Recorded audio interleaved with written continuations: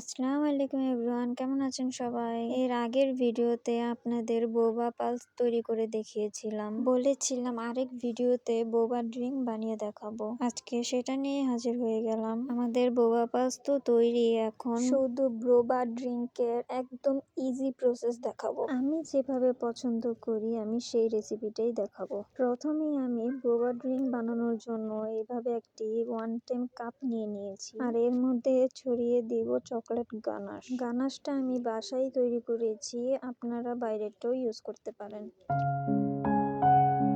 Chocolate spread করা হয়ে গেছে, এখন দিয়ে দেব লিকুইড মিল্ক। এখানে আমি নর্মাল প্যাকেটের মিল্কটা ইউজ করি। এখন দিয়ে দেব আগে থেকে তৈরি করে রাখা বোবা পালসগুলো। আসলে মিল্ক দেওয়ার আগে বোবা পালসটা আমি দেই, কিন্তু এখানে ভুলে গিয়েছি। এখানে কোনো স্টেপ বাই স্টেপ ফলো করার কোনো দরকার নেই। এই বোবা পালসগুলি শুধু আপনারা মিল্কের সাথেও খেতে পারবেন। এখন দিয়ে দিব কফি। এখানে আমি চিনি আর কফিটা একটু বিট করে নিয়েছি। বেসিক্যালি কোল্ড কফির সাথে বোবা পালসটা আমার খুবই পছন্দের। আমার দেখানো প্রসেসে যদি আপনারা এই বোবা পালসটা তৈরি করে থাকেন, এই বোবা পালসটা শুধু খেতে খুবই মজার হয়। এখন উপরে আটটু ডেকোরেশনের জন্য আমি চকলেট গানাশ দিয়ে দিচ্ছি। আমার বোবা ড্রিঙ্ক একদমই তৈরি, এবং এটা খেতে কিন্তু খুবই মজার হয়। একবার হলো আপনারা ট্রাই করে দেখবেন। যারা এতক্ষণ আমার ভিডিওটি দেখেছেন তাদের অসংখ্য ধন্যবাদ। আজকের জন্য এতটুকুই। আল্লাহ হাফেজ, ভালো থাকবেন সবাই।